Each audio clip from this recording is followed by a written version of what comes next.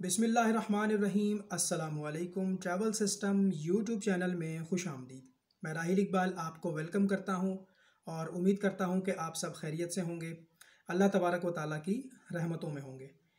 इस वीडियो में हम बात करने वाले हैं पाकिस्तान से ब्रुनाई आप कैसे ट्रैवल कर सकते हैं, पाकिस्तान से ब्रुनाई का विज़िट वीज़ा, टूरिस्ट वीज़ा आप कैसे हासिल कर सकते हैं और पाकिस्तान से ब्रुनाई जाने के लिए कौन सी एयरलाइन टिकट का इंतखाब किया जाए, कौन से ऐसे रूट मैप्स हैं जिनके थ्रू हम पाकिस्तान से ब्रुनाई जा सकते हैं। तो उस हवाले से हम इस पे गुफ्तगू करेंगे। गुफ्तगू को आगे बढ़ाने से पहले आप मेरा व्हाट्सएप का नंबर नोट कर सकते हैं। अगर आपको हमारी सर्विसेज रिक्वायर्ड हैं तो आप व्हाट्सएप पर मुझसे रब्ता कर सकते हैं। प्लीज़ आप जो है व्हाट्सएप के ऊपर वॉइस नोट के ज़रिए भी रब्ता कर सकते हैं, अपना वॉइस मैसेज, मुख्तसर शॉर्ट ऑडियो मैसेज भी भेज सकते हैं और अपना मैसेज टाइप करके भी भेज सकते हैं।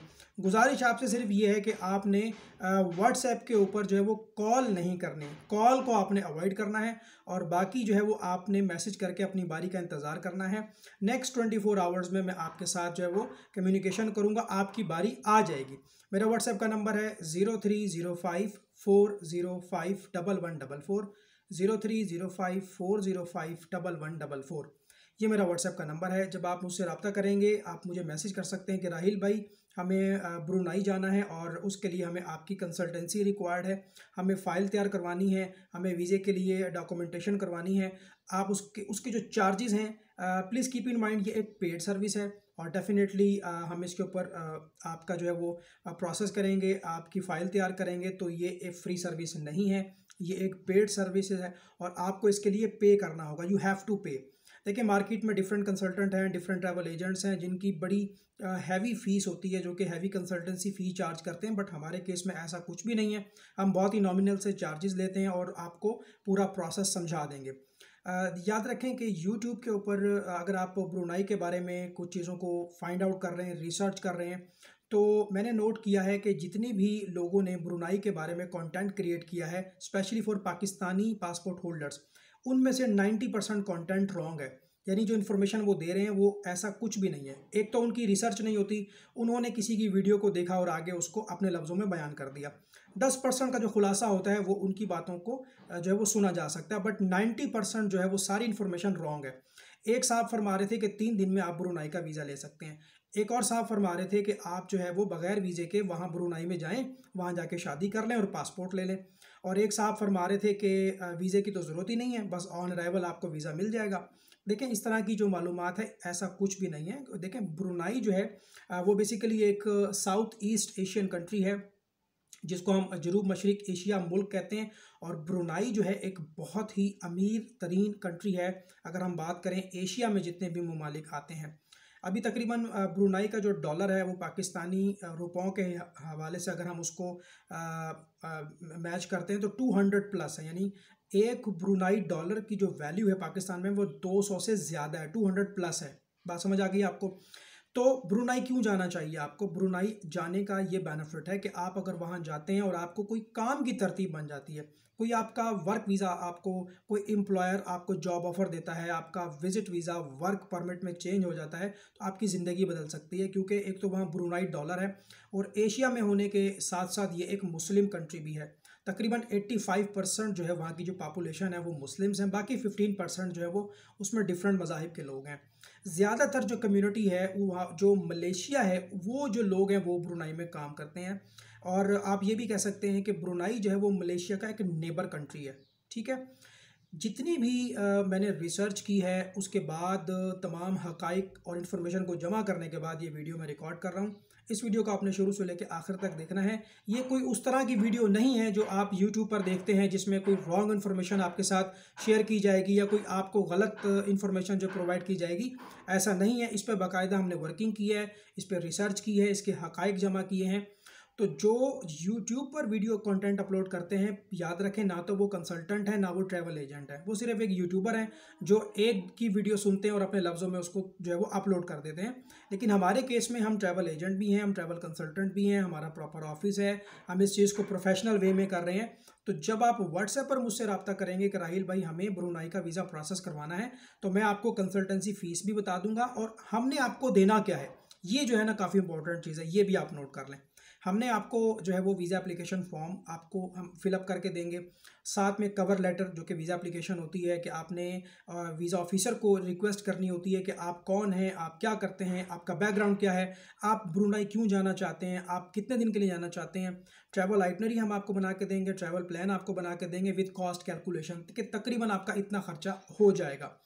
कोई भी यूट्यूबर, कोई भी कंटेंट क्रिएटर यूट्यूब पर ये बात नहीं कर रहा कि पाकिस्तान से ब्रुनाई जाना कैसे है, कौन सी एयरलाइन का टिकट लेना है, कौन से रूट से जाना है, वाया दुबई जाना है, वाया सिंगापुर जाना है, वाया मलेशिया जाना है, वाया थाईलैंड जाना है, किसी ने आज तक बात नहीं की। क्योंकि वो जो इन्फॉर्मेशन आप तक पहुंचा रहे हैं वो सिर्फ लफ्ज़ों का गेम है और कुछ वर्डिंग है जो वहाँ से सुनी और उसको जो है वो बयान कर दिया। उनकी कोई रिसर्च नहीं है। याद रखें कि मैं आपको ये बड़े वसूख से बात कर रहा हूँ कि अगर आप ये वीडियो पूरी देख लेते हैं तो आपको किसी और की वीडियो देखने की ज़रूरत नहीं पड़ेगी। पाकिस्तान में सबसे पहले तो आप ये नोट फरमा लें कि डॉक्यूमेंट्स कौन कौन से चाहिए। हम यहाँ से गुफ्तगू को आगे बढ़ाते हैं। तो डॉक्यूमेंट्स में दो तरह से हैं हमारे पास। जो डॉक्यूमेंट्स की तफसील बताने से पहले मैं आपको ये बता दूं कि वीज़ा किस टाइप का होगा। जो ब्रुनाई का वीज़ा होता है, क्या ये कोई स्टिकर वीज़ा होता है, या ये कोई इलेक्ट्रॉनिक वीज़ा होता है, या फिर ये पासपोर्ट के ऊपर जो है वो एंट्री परमिट की स्टैंप लगाई जाती है। तीन तरह के वीज़े होते हैं, या तो स्टिकर वीज़ा होता है, पासपोर्ट के ऊपर पेस्ट हो जाता है, जैसे थाईलैंड का स्टिकर वीज़ा होता है, मलेशिया का भी स्टिकर वीज़ा होता है, तो जापान का स्टिकर वीज़ा होता है, कनाडा का स्टिकर वीज़ा होता है। क्या ये भी उस तरह का कोई स्टिकर वीज़ा है? तो याद रखें कि ब्रुनाई का स्टिकर वीज़ा नहीं होता। नंबर 2, क्या ये कोई इलेक्ट्रॉनिक वीज़ा होता है, कोई पेपर फॉर्म में होता है, जैसे कि मलेशिया का भी ई वीज़ा होता है, दुबई का भी ई वीज़ा होता है, सिंगापुर का ई वीज़ा होता है, इंडोनेशिया का ई वीज़ा होता है, ईरान का ई वीज़ा होता है। तो क्या ये कोई इलेक्ट्रॉनिक वीज़ा होगा? ये इलेक्ट्रॉनिक वीज़ा भी नहीं होगा, बल्कि ये एक वीज़े की तीसरी किस्म है जो कि पासपोर्ट के ऊपर एक एंट्री परमिट की स्टैंप लगाई जाएगी, वही आपका वीज़ा शुमार होता है। अब जितने भी कंटेंट क्रिएटर्स हैं यूट्यूब पर जो ब्रुनाई के बारे में वीडियोस बना रहे हैं, सब रॉन्ग बना रहे हैं। वो सब आपको ये कहते हैं जी आप अपने डॉक्यूमेंट्स तैयार करें और आप एम्बेसी में चले जाएं। भाई एम्बेसी में डायरेक्ट नहीं जाना आपने, उससे पहले एक प्रोसीजर है। तो ये जो इन्फॉर्मेशन मैं आप तक पहुंचा रहा हूं ये एक सदका जारिया है। बराए मेहरबानी इस वीडियो को दोस्तों के साथ आपने ज़रूर शेयर करना है। मेरा नंबर भी दोबारा से नोट कर लें, 0305405144, 0305405144। अगर आप इस वीडियो को पूरा एंड तक नहीं देखते और मुझसे व्हाट्सएप पे रब्ता करते हैं और वही सवाल रिपीट करते हैं जिसका जवाब मैंने इस वीडियो में दिया है, तो मैं आपके साथ जो है वो कम्युनिकेशन नहीं करूंगा, क्योंकि आप जो है वो इस वीडियो को पूरा नहीं देख पाए। इसको पूरा देखें ताकि आपके माइंड में जितने भी सवालात हैं उसका जवाब मैं इस वीडियो में कवर कर दूंगा। उसके बावजूद भी कोई ऐसा पॉइंट है जो मैं आप वीडियो में कवर नहीं कर पाया, तो उसके लिए आप मुझसे रब्ता करेंगे या फिर आप डायरेक्ट हमारी सर्विसेज के लिए हमें अप्रोच करेंगे। तो मैंने आपको बता दिया इसका स्टिकर वीज़ा नहीं होता, इसका ई वीज़ा नहीं होता, इसका एक स्टैंप होती है जो कि आपके पासपोर्ट के ऊपर लगा दी जाएगी, जिसको एंट्री परमिट स्टैंप कहा जाता है। वीज़ा कितने दिनों का मिलता है? देखें, अब ये सवाल होता है आपकी डॉक्यूमेंटेशन पे। अब इसमें वीज़ा जब आप अप्लाई करते हैं वीज़ा एप्लीकेशन फॉर्म में, वो आपसे पूछता है कि क्या आपने स्टैंडर्ड वीज़ा लेना है, या आपने मल्टीपल वीज़ा लेना है, या आपने जो है वो वर्क वीज़ा लेना है। तो मैं आपको तरतीब समझाता हूँ। स्टैंडर्ड वीज़ा जो होता है वो आपके डॉक्यूमेंट्स के ऊपर डिपेंड करता है। स्टैंडर्ड वीज़ा से मुराद होता है सिंगल एंट्री वीज़ा। ये वीज़ा आपको 14 दिन का भी लगा के दिया जा सकता है और 1 महीने का भी लगा के दिया जा सकता है। मल्टीपल वीज़ा जो होता है वो बेसिकली 90 डेज़ के लिए होता है, मगर मल्टीपल होता है।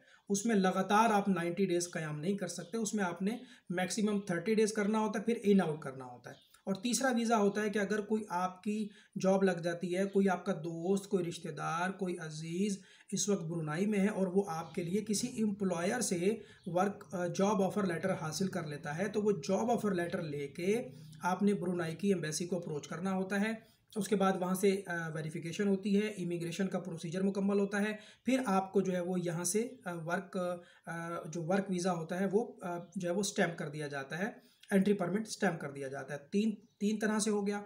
स्टैंडर्ड वीज़ा सिंगल एंट्री 14 दिन का हो सकता है या 30 दिन का हो सकता है। मल्टीपल एंट्री 90 डेज़ का होता है, मल्टीपल होता है। और इसके अलावा जो है वो वर्क वीज़ा होता है। पाकिस्तान से अगर आपको कोई जॉब मिल जाती है, पाकिस्तान से ऑनलाइन आप जॉब तलाश करें, ढेरों वेबसाइट्स हैं, बहुत सारी वेबसाइट्स हैं। सीवी बनाएं, कवर लेटर बनाएं और अप्लाई कर दें। अगर आपने सीवी बनवानी है हम आपको हेल्प आउट कर सकते हैं, हमारे पास ये सर्विस मौजूद है। हम सीवी भी बनाते हैं, कवर लेटर भी बनाते हैं इंटरनेशनल स्टैंडर्ड के मुताबिक। जॉब्स के लिए आपने खुद अप्लाई करना है। अगर कोई एम्प्लॉयर आपको वीज़ा देता है, कोई एम्प्लॉयर आपको हायर कर लेता है, तो वो जो जॉब ऑफर लेटर होगा वो आपने अपने तमाम कागजात के साथ मिला के एम्बेसी में जो वो सबमिट करना है। तो फिर आपका वर्क वीज़ा पाकिस्तान से ही प्रोसेस हो जाएगा। बट याद रखें कि अगर आपका कोई भी रिश्तेदार, दोस्त, अहबाब वहाँ पे नहीं है, तो या तो ऑनलाइन आप जॉब सर्च करें। डायरेक्ट एम्बेसी आपको वर्क वीज़ा नहीं दे सकती, वहाँ से जॉब ऑफर लेटर का आना ज़रूरी है। बात क्लियर हो गई यहाँ पे। अच्छा, इसके अलावा एक भाई ने सवाल किया था कि अगर हम विजिट वीज़े पे चले जाते हैं और वहाँ पे हमें कोई जॉब मिल जाती है तो क्या होगा। देखिए, अगर आप विजिट वीज़े पे जाते हैं, एज अ टूरिस्ट जाते हैं, उधर कोई आपको एम्प्लॉयर जो है वो हायर कर लेता है, तो वो आपको एक जॉब ऑफर लेटर देगा, उसको वो वीज़ा ऑफिस में आपने जमा कराना है, इमिग्रेशन क्लियरेंस हो जाएगी, वहीं से आपका वीज़ा जो है वो एक्सटेंड हो जाएगा। विजिट वीज़ा जो है वो एज अ वर्क वीज़े में जो है वो चेंज भी हो जाएगा, प्लस एक्सटेंड भी हो जाएगा। लीगलिटी ये है कि कम से कम 1.5 से 2 साल आपने उधर लीगल रहना है, उधर काम करना है, एज एन एम्प्लॉय काम करना है, वर्क परमिट पे काम करना है। फिर आप जो है वो टीआर के लिए अप्लाई कर सकते हैं, टेम्परेरी रेजिडेंसी के लिए अप्लाई कर सकते हैं। 3 साल की आपको जो है वो टीआर मिलेगी, फिर दोबारा आप उसको एक्सटेंड करवा सकते हैं 3 साल के लिए। उसके बाद यानी पहले 3 साल की टीआरसी, टेम्परेरी रेजिडेंसी सर्टिफिकेट कह लें आप, फिर वो 3 साल के लिए एक्सटेंड होगी। फिर उसमें कम से कम मज़ीद 2 साल चाहिए पीआर के लिए, परमानेंट रेजिडेंसी के लिए। एंड फाइनली जो है वो फिर आप जो है वो पासपोर्ट के लिए एलिजिबल हो जाते हैं। अब डॉक्यूमेंट्स की तरफ आ जाएं, ताकि आपको जो है डॉक्यूमेंट्स का एक प्रोसीजर मालूम हो जाए। और फीस भी मैं आपको क्लियर कर दूं कि इसमें जो फ़ीस है वो कोई इतनी ज़्यादा नहीं है। और डॉक्यूमेंट्स ले के हाथ में उठा के आपने एम्बेसी में नहीं जाना, उसको पहले आपने सबमिट करना है। वहाँ से आपकी वेरिफिकेशन होगी, यानी वो देख लेंगे, उस पर वीज़ा ऑफिसर कुछ टाइम लेगा। कुछ लोगों ने कहा जी 3 दिन में वीज़ा मिल जाता है, भाई ऐसा नहीं है। इसमें कम से कम 1 महीने से लेके और 1.5 महीने तक का टाइम लग जाता है, यानी 30 दिन से लेके 45 दिन, 50 दिन तक लग जाते हैं अप्रूवल और डिसअप्रूवल आने में। ये जो चीज़ मैं आपको बता रहा हूँ ये 100% कन्फर्म्ड है। डॉक्यूमेंट्स जब सारे आप इकट्ठे कर लेंगे तो आपने एम्बेसी में उठा के नहीं जाना, बल्कि उसको हम एक जगह पे प्रोसेस करेंगे। उसका एक मैकेनिज्म है, वो फिर हम अपनी पेड कंसल्टेंसी में बता देंगे कि क्या करना है और कैसे करना है। उसके बाद फिर आपके डॉक्यूमेंट्स पे वर्किंग होगी। उसके बाद जो है इमिग्रेशन का डिसीजन आएगा, फैसला आएगा। वीज़ा ऑफिसर आपके डॉक्यूमेंट्स के बिहाफ पे एक डिसीजन लेगा कि आपको वीज़ा देना है या नहीं देना। अगर देना है तो वो आपको कॉल करेंगे एम्बेसी से कि सर आप पासपोर्ट लेके आ जाएं और ये फ़ीस जमा करवा दें। सिंगल एंट्री फ़ीस $30 की है, मल्टीपल एंट्री $50 की है। डॉलर के रेट के हिसाब से आप देख लीजिएगा, ये डॉलर ऊपर नीचे होता रहता है। दोबारा से सुन लें कि सारे डॉक्यूमेंट्स जो होते हैं वो आपने उठा के एम्बेसी में नहीं जाना होता, बल्कि उसको पहले आपने सबमिट करना होता है। एक उनका प्रोसीजर है, उस प्रोसीजर को हम अपनी पेड सर्विस में बताएंगे। उसके बाद आपने इंतज़ार करना है। अगर वो आपको वीज़ा देंगे तो वो आपसे फ़ीस लेंगे, अगर वो आपको वीज़ा नहीं देंगे तो वो आपसे फ़ीस नहीं लेंगे।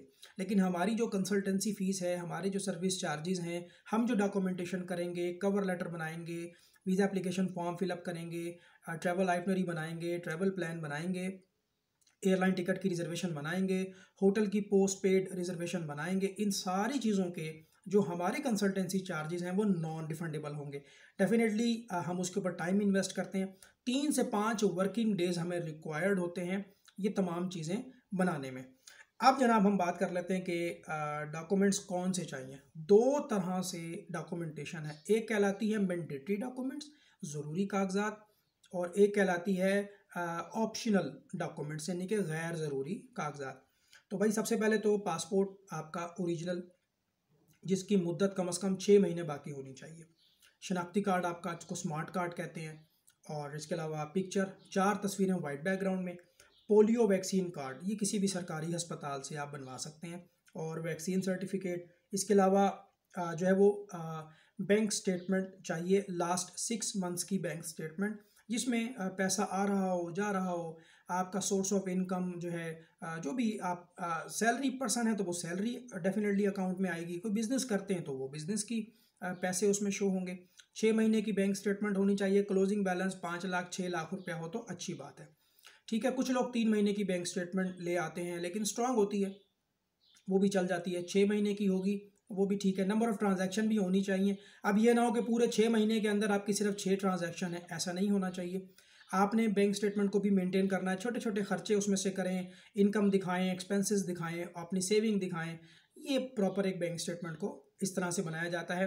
अगर आपकी बहुत ज़्यादा ट्रांजैक्शंस हैं तो फिर 6 महीने की ज़रूरत नहीं होती, क्योंकि वो अगर आप सारे प्रिंट निकलवा लेंगे तो वो जो है वो सैकड़ों प्रिंट्स बन जाएंगे, तो 3 महीने की भी आप लगा सकते हैं। क्लोजिंग बैलेंस 5 से 6 लाख तो कम से कम होना ही चाहिए, ज़्यादा हो जितना कोई मसला नहीं है। अगर आप अकेले अप्लाई कर रहे हैं तो अकेले भी कर सकते हैं, मियाँ बीवी बच्चे भी अप्लाई कर रहे हैं तो बच्चों के साथ भी और पेरेंट्स के साथ भी अप्लाई कर सकते हैं। तो अकाउंट मेंटेनेंस लेटर, ये दोबारा से सुन लें, जो ज़रूरी कागजात हैं इनके ऊपर आपका वीज़ा अप्लाई हो जाएगा। जो कागजात मैं आपको बता रहा हूँ ये ज़रूरी कागजात हैं। नंबर 1 पासपोर्ट, नंबर 2 शनाख्ती कार्ड, नंबर 3 4 तस्वीरें, number 4 polio vaccine card, number 5 vaccine certificate, number 6 bank account maintenance letter और नंबर 7 बैंक स्टेटमेंट। ये 6-7 डॉक्यूमेंट्स हैं जो कि मैंडेटरी हैं, ज़रूरी हैं। इनके बगैर तो वीज़ा एप्लीकेशन प्रोसेस ही नहीं होगा। अच्छा, ये डॉक्यूमेंट्स तो वो हैं जो आप हमें देंगे, यानी पासपोर्ट आप खुद अरेंज करेंगे, शनाख्ती कार्ड की कॉपी है, पिक्चर है, पोलियो वैक्सीन कार्ड है, बैंक स्टेटमेंट है, और प्लस हम जो डॉक्यूमेंट्स लगाएंगे जिसमें वीज़ा एप्लीकेशन फॉर्म हम लगाएंगे और कवर लेटर हम लगाएंगे, एयरलाइन टिकट की रिजर्वेशन लगाएंगे और इसके अलावा ट्रैवल प्लान लगाएंगे और होटल की रिजर्वेशन लगाएंगे। ये तो हो गया ज़रूरी कागजात। अब हम आ जाते हैं गैर ज़रूरी कागजात। और ये क्यों होते हैं? गैर ज़रूरी कागजात जो होते हैं वो आपकी फ़ाइल को मजबूत बनाते हैं, स्ट्रॉन्ग करते हैं। अगर ये डॉक्यूमेंट्स आपके पास होंगे तो आपकी अप्रूवल का रेशो बढ़ जाएगा। नॉर्मली मैं आपको बताता चलूँ कि 75% अप्रूवल रेशो है, 25% रिजेक्शन रेशो है। ऐसा नहीं है कि 100% आपको वीज़ा मिल ही जाएगा। देखिए, इसमें कोई रिस्क तो है नहीं। वीज़ा फ़ीस वो आपसे तभी लेंगे जब वो आपको वीज़ा देंगे, और अगर वो आपको वीज़ा नहीं दे रहे तो वो आपसे फ़ीस नहीं लेंगे। अच्छा, गैर ज़रूरी कागजात जो हैं उनमें आपका एक एनटीएन है। अगर कोई बिजनेस होगा तो उसका एनटीएन भी होगा, टैक्स रिटर्न्स भी फाइल करते होंगे आप, लेटर हेड भी होगा आपका, विजिटिंग कार्ड भी होगा आपका। सोर्स ऑफ इनकम में अगर आपका बिजनेस रजिस्टर्ड है उसकी कोई रजिस्ट्रेशन होगी। जैसे लोग security and exchange commission of Pakistan में प्राइवेट लिमिटेड फर्म रजिस्टर्ड करवा लेते हैं, वो डॉक्यूमेंट आप दे सकते हैं। अगर कोई चैम्बर ऑफ कॉमर्स की मेंबरशिप है आपके पास तो वो आप दे सकते हैं। अगर कोई बिजनेस आप नहीं करते, कोई जॉब करते हैं, तो कंपनी की तरफ से एम्प्लॉयमेंट लेटर आप ला सकते हैं, एनओसी लेटर ला सकते हैं, सैलरी स्लिप्स ला सकते हैं। ये सारी चीज़ें डिटेल में भी हम आपको समझा देंगे जब आप हमसे सर्विसेज लेंगे। याद रखें, ये गैर ज़रूरी डॉक्यूमेंट्स हैं, अगर आप दे सकते हैं तो बहुत अच्छी बात है। एनटीएन हो गया, टैक्स रिटर्न्स हो गए, बिजनेस का लेटर हेड हो गया, विजिटिंग कार्ड हो गया, चैम्बर ऑफ कॉमर्स की मेंबरशिप हो गई, security exchange commission of Pakistan की रजिस्ट्रेशन हो गई, बिजनेस का कोई रजिस्ट्रेशन है तो वो आप दे सकते हैं। इसके अलावा जो है एम्प्लॉयमेंट लेटर, अगर जॉब करते हैं employment letter, salary slips, NOC ये दे सकते हैं। अगर आप शादीशुदा हैं तो एमआरसी देना है, कंप्यूटराइज निकाहनामा। अगर आपके बच्चे भी हैं तो एफआरसी भी देना है आपने, फैमिली रजिस्ट्रेशन सर्टिफिकेट। एफआरसी 2 देने हैं, एक होता है एफआरसी बाय मैरिज जिसमें मियाँ बीवी और बच्चों का रिकॉर्ड आएगा, एक होता है एफआरसी बाय बर्थ जिसमें बहन भाई और माँ बाप का रिकॉर्ड आएगा। नादरा से निकलता है 1000 रुपये में एफआरसी। और अगर बच्चों को साथ लेके जा रहे हैं तो बच्चों का बे फॉर्म, बच्चों का एफआरसी जो कि फैमिली का बनेगा, ये डॉक्यूमेंट्स आप दे सकते हैं। कोई प्रॉपर्टी के डॉक्यूमेंट्स हैं, कोई प्लॉट आपके नाम पे है, कोई मकान आपके नाम पे है, कोई गाड़ी आपके नाम पर है, वो भी आप जो है वो दे सकते हैं। ड्राइविंग लाइसेंस है तो वो भी आप दे सकते हैं। अच्छा, ये मैंने आपको बता दिया कि जो ज़रूरी कागजात हैं उन पर आपका वीज़ा अप्लाई हो जाएगा, ठीक है।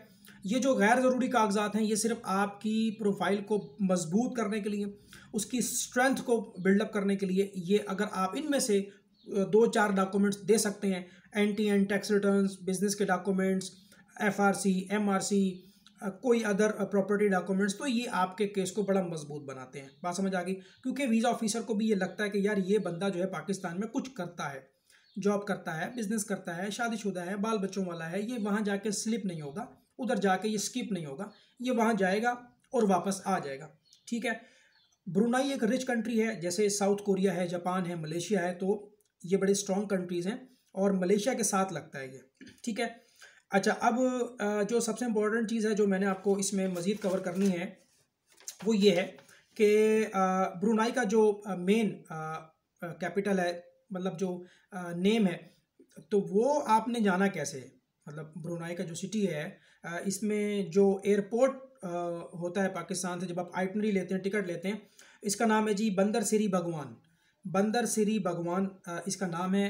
तो आपने जब आइटनरी करनी है, अब मैं आपको बताता हूँ कि सबसे इम्पोर्टेंट चीज़ है जिसके बारे में आज तक किसी यूट्यूबर ने, किसी कंसल्टेंट ने कभी बात नहीं की और उनको पता ही नहीं है, उनकी कभी रिसर्च हुई ही नहीं है। तो ये जो पार्ट है वीडियो का, ये बड़ा इंपॉर्टेंट पार्ट है। याद रखें, अगर आपने जाना है पाकिस्तान से ब्रुनाई तो याद रखें कोई भी डायरेक्ट फ़्लाइट नहीं जाती। प्लीज़ कीप इन माइंड, जैसे पाकिस्तान से दुबई डायरेक्ट फ़्लाइट जाती है, पाकिस्तान से सऊदीया डायरेक्ट फ़्लाइट जाती है, पाकिस्तान से मलेशिया डायरेक्ट फ़्लाइट जाती है, पाकिस्तान से थाईलैंड डायरेक्ट फ़्लाइट जाती है, पाकिस्तान से ब्रुनाई डायरेक्ट फ़्लाइट नहीं जाती। अब कैसे जाएंगे, क्या तरीकाकार होगा? या तो ये है कि आप मलेशिया का विजिट वीज़ा लगवा लें।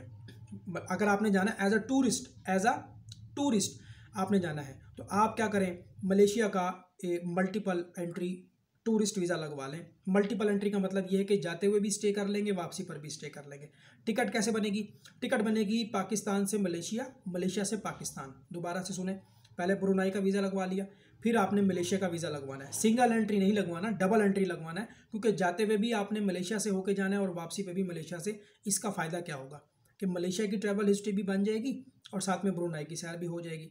तो टिकट कैसे बनेगी? एक टिकट बनेगी पाकिस्तान से मलेशिया, मलेशिया से पाकिस्तान, ओके। फिर एक टिकट आपकी बनेगी मलेशिया से ब्रुनाई और ब्रुनाई से मलेशिया, क्योंकि मैंने आपको बताया है कि मलेशिया का हमसाया है ब्रुनाई। तो मलेशिया से एक एयरलाइन चलती है रॉयल ब्रुनाई के नाम से, वो डायरेक्ट वहाँ पे आपको ले जाएगी। अच्छा, थोड़ी सी मैंने कैलकुलेशन भी की है, रफली मैं आपको समझा दूँ। अगर आप पाकिस्तान से मलेशिया की रिटर्न टिकट लेते हैं तो तकरीबन 2,25,000 से लेकर 2,50,000 रुपये तक ये टिकट प्राइस है। प्लीज़ कीप इन माइंड, ये कोई कंफर्म नहीं है, ये ऊपर भी जा सकती है, नीचे भी जा सकती है। और हम मान के चलते हैं कि 2.5 लाख रुपये पाकिस्तान से मलेशिया, मलेशिया से पाकिस्तान की रिटर्न टिकट बन गई 2.5 लाख रुपये। वीज़ा की प्राइस मैंने इसमें नहीं डाली है, वीज़े की प्राइस अलग होती है। हम आपको मलेशिया का मल्टीपल एंट्री वीज़ा भी दे सकते हैं, जो कि स्टिकर वीज़ा होगा, आपके पासपोर्ट पे लगेगा वो। ठीक हो गया जी। अच्छा, अब आप मलेशिया पहुंच गए, मलेशिया से आपने ब्रुनाई जाना है और ब्रुनाई से फिर मलेशिया आना है। 5-6 दिन 7 दिन का टूर लगाएं ब्रुनाई और फिर वापस मलेशिया आ जाएं। तो ये तकरीबन टिकट बनती है 1 लाख रुपए की। तो 2.5 लाख रुपए पाकिस्तान से मलेशिया, मलेशिया से पाकिस्तान, और 1 लाख रुपए मलेशिया से ब्रुनाई और ब्रुनाई से पाकिस्तान, तकरीबन टोटल 3.5 लाख रुपए की ये मैक्सिमम टिकट बन रही है। 3,15,000 से लेकर 3.5 लाख रुपए तक ये आपकी टिकटिंग का एक एस्टिमेट है। फिर इसमें आप डेफिनेटली हमारे कंसल्टेंसी चार्जेस भी डालेंगे, ब्रुनाई वीज़े के पैसे भी आप इसमें डालेंगे, जो कि बहुत कम है, $30 इज़ नथिंग। फिर मलेशिया का जो मल्टीपल एंट्री वीज़ा हम आपको लगवा के दे रहे हैं, स्टिकर वीज़ा, उसकी जो प्राइस है वो मैं आपको व्हाट्सएप पे बता दूंगा, क्योंकि वो प्राइस ऊपर नीचे होती रहती है। अच्छा, एक और तरीका है कि आप दुबई से जो है वो जा सकते हैं। यानी आप पहले पाकिस्तान से दुबई चले जाएं और दुबई का आपके पास मल्टीपल एंट्री वीज़ा होना चाहिए, क्योंकि जाते हुए भी आपने दुबई में क़याम करना है और वापसी पर भी आपने दुबई में क़याम करना है। इसका भी तकरीबन मैं आपको बता देता हूँ कि अगर आप कराची से दुबई की रिटर्न टिकट लेते हैं तो तकरीबन लाख रुपए की टिकट आती है। और उसके बाद अगर आप जो है वो दुबई से टिकट लेते हैं ब्रुनाई के लिए, वो तकरीबन 1,35,000 रुपये की आती है। तो इस तरह से अगर हम इसका एस्टिमेट लगा लें कि तकरीबन 1 लाख रुपए की टिकट हो गई पाकिस्तान से दुबई की, दो तरफा टिकट, और दुबई से ब्रुनाई की तकरीबन 2.5 लाख रुपए की टिकट है। तो ये तकरीबन बन जाता है जी तकरीबन 3.5 लाख रुपए। अच्छा, टिकट की मद में एक लमसम मैं आपको बता देता हूँ कि टिकट की मद में 4 लाख रुपए का आपका एक्सपेंस होगा। देखें, आप लोग यूरोप जाते हैं, आप लोग कितना पैसा खर्च करते हैं, लाखों रुपये आप खर्च करते हैं कि यार किसी तरह से यूरोप में सेट हो जाए। तो अगर आपकी सेटिंग ब्रुनाई में हो जाती है तो कोई इसमें कबाहत नहीं है, क्योंकि ब्रुनाई की जो करेंसी है, ब्रुनाई का जो डॉलर है वो बड़ा स्ट्रॉन्ग है और मुस्लिम कंट्री है। कम से कम आप वहाँ पे 5 से 6 लाख रुपए महीना कमा सकते हैं ब्रुनाई में। फिर आपकी अपनी हिम्मत है, अपनी ताकत है। तो एक कनेक्शन मैंने बता दिया कि लोग मलेशिया से जाते हैं, और एक कनेक्शन मैंने बता दिया दुबई से जाते हैं। इसी तरह से आप ये भी कर सकते हैं कि आप एक वीज़ा दुबई का लगवाएं, एक वीज़ा आप सिंगापुर का लगवाएं। आप पहले पाकिस्तान से दुबई चले जाएं, दुबई से सिंगापुर चले जाएं, सिंगापुर से ब्रुनाई चले जाएं। एक तरीका ये भी है।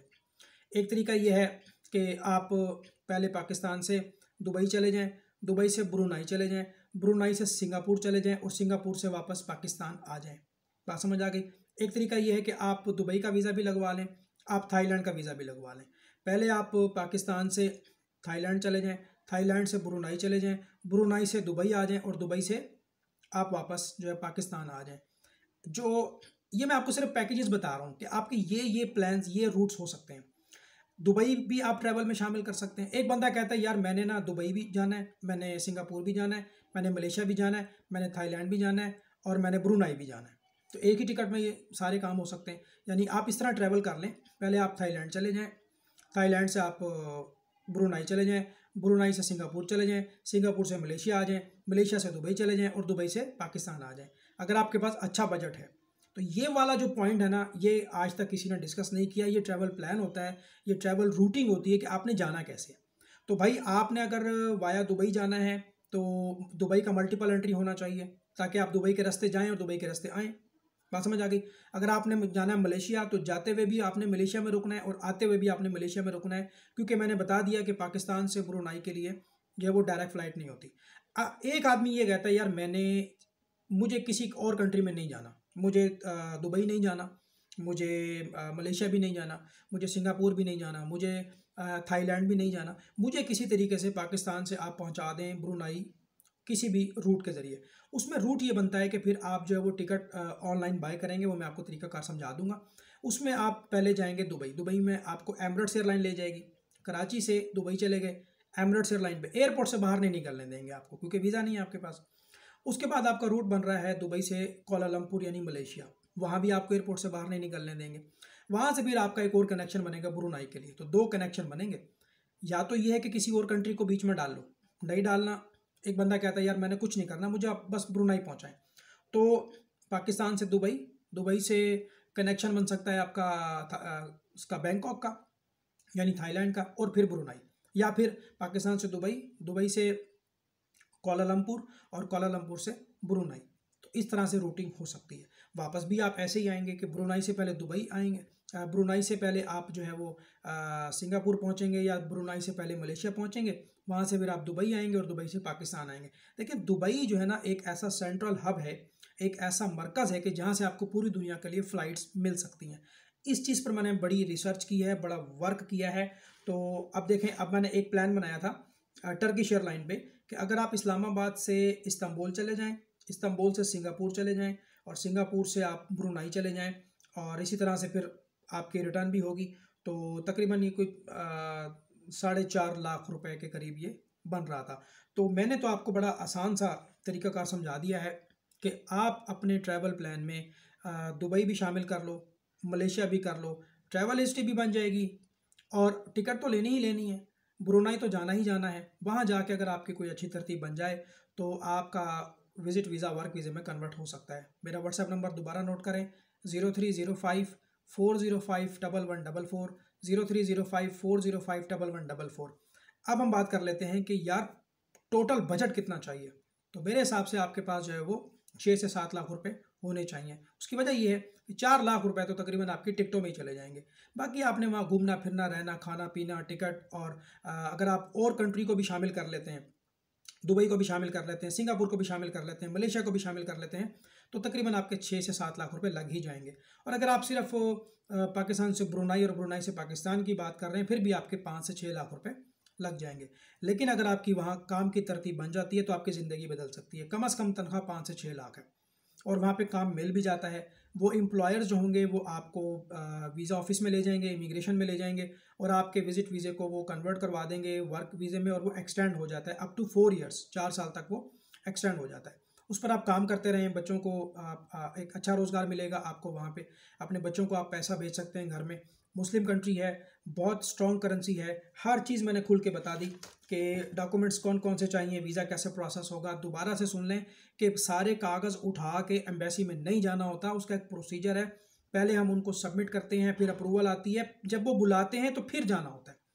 हम आपको तैयारी भी करवा देंगे कि ब्रुनाई में कौन कौन सी लोकेशंस हैं, और ताकि आपको जाने से पहले पता हो कि यार मैंने वहाँ जाना है, ब्रुनाई में कौन कौन सी फेमस लोकेशंस हैं। जब आप ब्रुनाई की इमिग्रेशन में पहुँचेंगे, वो पूछेंगे आप क्या करने आए हैं, आपने कहाँ कहाँ पे जाना है। तो आपकी तैयारी नहीं होगी तो वो आपको रोक सकते हैं, मना कर सकते हैं एंट्री से। आपकी तैयारी होगी, आपके पास पैसे होंगे, शो मनी होगी, आप उनको बताएंगे सर मैंने यहाँ यहाँ पे जाना है, ये मेरे होटल्स की बुकिंग है, ये मेरा ट्रैवल प्लान है, आप चेक कर लें, तो आपकी एंट्री हो जाएगी। तो आधे घंटे की ये वीडियो बनाने का मकसद ये है कि मैंने इसमें कोई ऐसा एलिमेंट जो है वो छोड़ा नहीं है। ज़रूरी कागजात इकट्ठे करें, राब्ता कर लें। अच्छा, बड़ी इंपॉर्टेंट चीज़ है, लोग हमें कहते हैं जी आप पैसे ले लें, आप एनटीएन बना दें, आप पैसे ले लें, आप बैंक स्टेटमेंट बना दें। भाई ये काम हम नहीं करते, किसी किस्म का कोई भी फेक डॉक्यूमेंट हम तैयार नहीं करते, हम किसी किस्म का कोई गलत काम नहीं करते। भाई हम कंसल्टेंट हैं, ट्रैवल एजेंट हैं। हम आपके लिए कवर लेटर लिखेंगे, ट्रैवल प्लान बनाएंगे, आइटनरी बनाएंगे, एयरलाइन टिकट की रिजर्वेशन बनाएंगे, जो भी वीज़े के लिए जो रिक्वायर्ड डॉक्यूमेंट्स होते हैं उसको प्रोसेस कर देंगे, आपको समझा देंगे। ठीक है जी। और ये सिर्फ इस्लामाबाद में ही इसका हाई कमीशन है, इसकी एम्बेसी सिर्फ इस्लामाबाद में है, कराची वगैरह में नहीं है। तो पूरे पाकिस्तान के जो केसेस होंगे वो इस्लामाबाद से ही प्रोसेस होंगे। अपना बहुत ज़्यादा ख्याल रखें। मेरा नंबर दोबारा से एक बार नोट कर लें, 0305405144, 0305405144। व्हाट्सएप पर रब्ता कर लें, मैसेज करें, अपनी बारी का इंतज़ार करें। हम आपको अच्छी सर्विस देंगे। हम आपके लिए दुआ करते हैं कि आपका वीज़ा प्रोसेस हो जाए, वीज़ा आ जाए, आप ट्रैवल करें, आपकी जॉब हो जाए और आपकी ज़िंदगी बदल जाए। ज़िंदगी रही फिर मुलाकात होगी। अल्लाह हाफिज़।